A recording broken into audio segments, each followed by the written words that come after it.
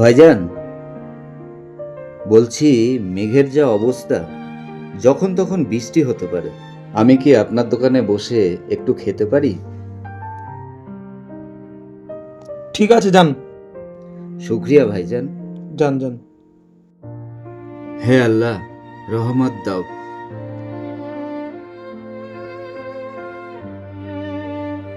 হে আল্লাহ, এ কি ব্যাপার? Tiffin box খালি কেন? খাবার দিতে কি ভুলে গেছে নাকি?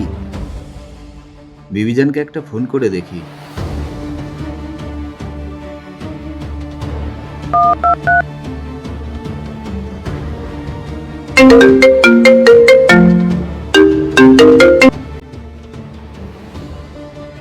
হ্যালো বিবিজান, এ কি ভুল করে ফেলেছো বলো তো? টিফিন বক্সে তো খাবারই নেই।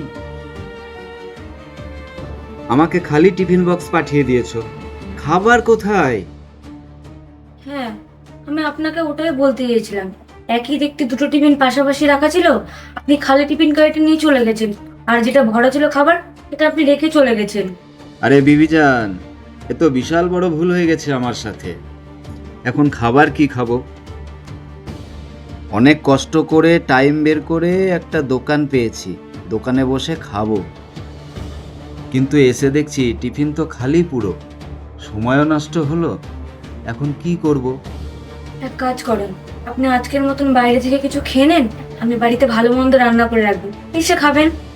বিবিজান, তুমি তো জানো বাইরের খাবার খেয়ে আমার সহ্য হয় না, তার জন্যই তো বাড়ি থেকে এনে খাই। আপনি ভালো কিছু রান্না করে রাখুন, আমি রাতে বাড়ি ফিরে একবারেই খাবো।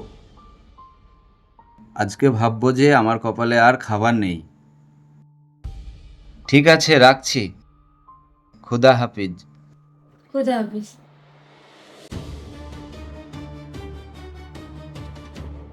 হে আল্লাহ, আজ মনে হয় আমার নসিবে খাবারই ছিল না। হে আল্লাহ। দাঁড়াও। আর দাদা বলেন না, বাড়ি থেকে খালি টিফিন বক্স চলে এসেছে।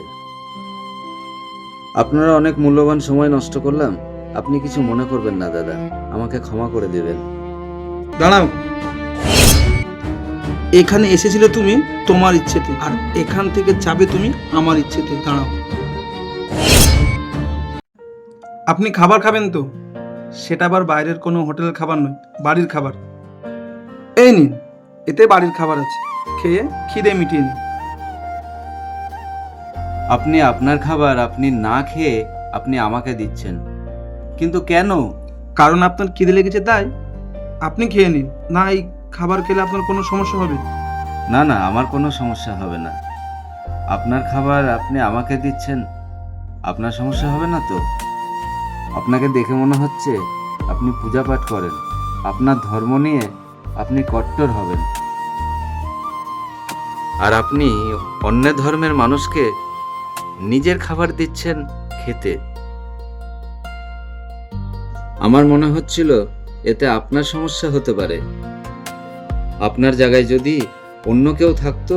আরে না না, ওসব কট্টর ফট্টর কিচ্ছু না, ওগুলো নিউজ চ্যানেলেই দেখায়।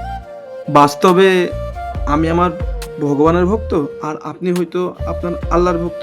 আমি পূজারি, আমার পূজা করাই কাজ।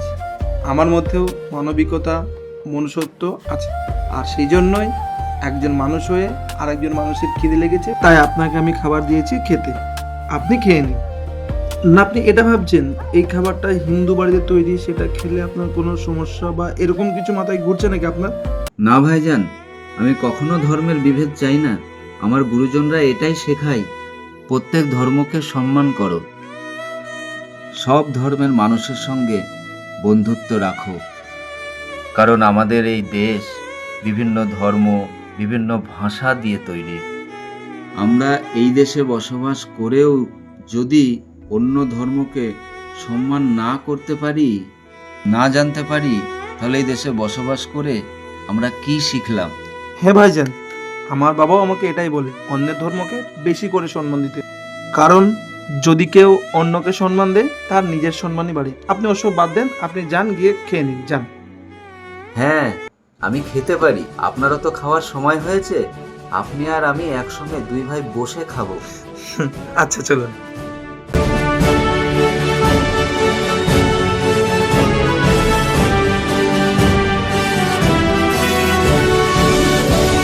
So guys, আমাদের নাটকটি দেখে আপনাদের কেমন লাগলো? এটা তো বাস্তব না যে হিন্দু মুসলিম কট্টরবাদে এসব বাস্তবে কিচ্ছু নেই। শুধুমাত্র কিছু নিউজে তাদের ভিউসের জন্য আর কিছু রাজনৈতিক নেতা তাদের স্বার্থের জন্য আমাদের মধ্যে ঝগড়া লাগানোর চেষ্টা করে। আচ্ছা আপনি বলুন তো, আপনার বাড়িতে তো বসবাস করছেন আজ থেকে অনেক বহু বছর ধরে, কোনো দাঙ্গা লেগেছে বলুন? ফালতু কোনো নেতা বা কোনো নিউজ চ্যানেল অ্যাঙ্কারের কথা শুনে আমাদের হিন্দু মুসলিম ভাইয়ের মধ্যে কোনো রকম বিভেদ সৃষ্টি করবেন না। আমরা একসঙ্গে বসবাস করে আসছি, আবারও করব, এটাই। আগাম শুভেচ্ছা জানাই 15ই আগস্টের। সবাই ভালোভাবে সেই দিনটা কাটান। একটা জিনিস লক্ষ্য রাখবেন, পতাকাটা যেন মাটিতে গড়াগড়ি না খায়। জয় হিন্দ, জয় হিন্দ, বন্দে মাতরম। সবাই ভালো থাকুন, সুস্থ থাকুন।